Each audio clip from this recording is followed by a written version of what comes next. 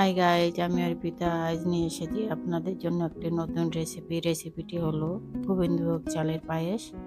তো চলুন যাওয়া যাক কিচেনের দিকে মিউজিকের পরে।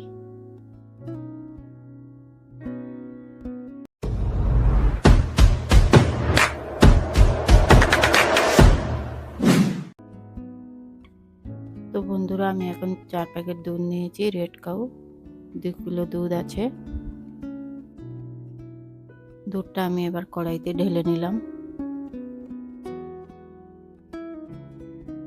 সব দুধটাই আমি কেটে নিয়ে নেব।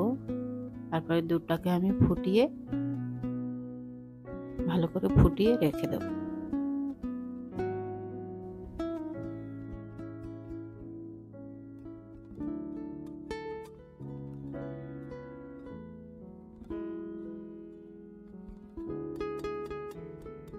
দুধগুলো আমার সব কড়াইতে ঢালা হয়ে গেছে। আমি দুধটা আগেই ফুটিয়ে রেখেছিলাম। আমি রান্নাঘরে এবার পায়েসটা করার জন্য চলে এসেছি।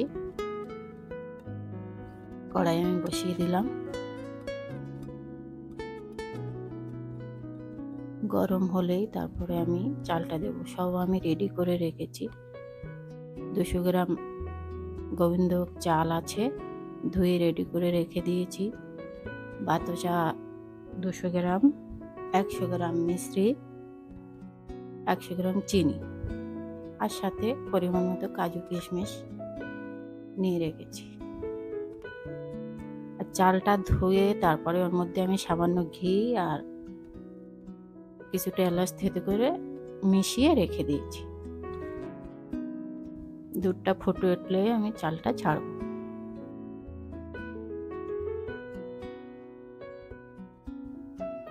দুধ আমার ফুটে উঠেছে, এবার আমি চালটা দিয়ে দিলাম।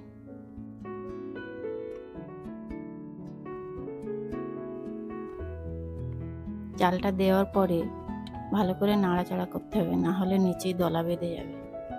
এখন থেকে আর ওভাবে দুধটাকে রাখা যাবে না, একভাবে নাড়তে হবে, নাহলে তলা ধরে যাবে বা দলা হয়ে যাবে, পায়েসটা ঠিকঠাক হবে না।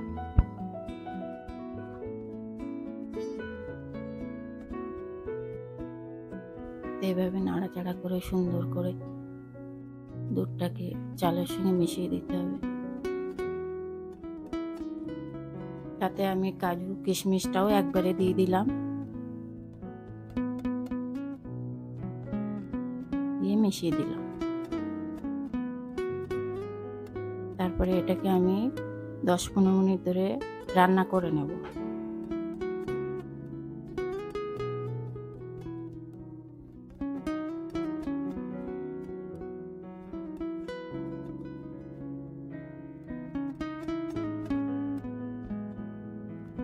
পনেরো মিনিট পরে আমি ফিরে আসলাম, দেখি কতটা চালটা সেদ্ধ হলো। বেশ অর্ধেক সেদ্ধ হয়েছে।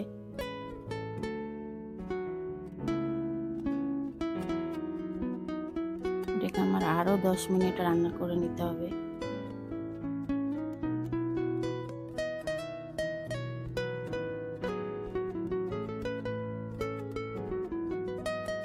এখনই সুন্দর একটা গন্ধ বেরোচ্ছে।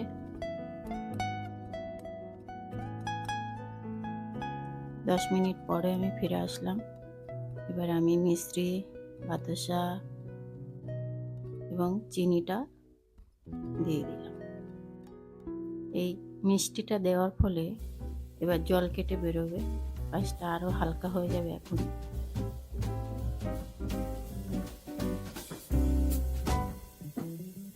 এটাকে সুন্দরভাবে নাড়াচাড়া করে আমি আরো 5 মিনিট ধরে রান্না করে নেব।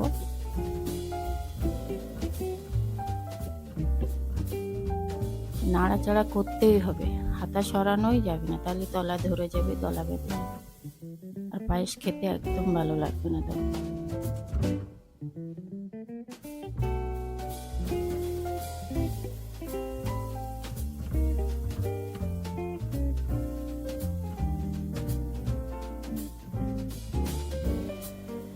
5 মিনিটের মধ্যে পায়েস আমার কমপ্লিট হয়ে যাবে।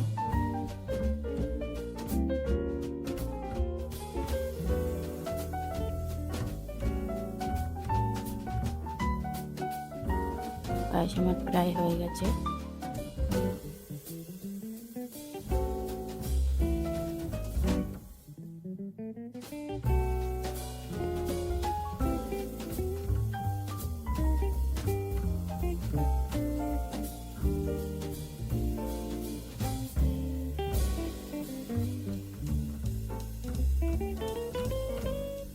তো বন্ধুরা, পায়েস আমার প্রায় কমপ্লিট হয়ে গেছে, দেখুন, দেখেই বোঝা যাচ্ছে। তো বন্ধুরা, ভিডিওটা যদি ভালো লাগে লাইক করবেন, চ্যানেলটি সাবস্ক্রাইব করবেন, বেল আইকনটি প্রেস করে আমাদের সাথে থাকবেন। থ্যাংক ইউ, নমস্কার, ধন্যবাদ।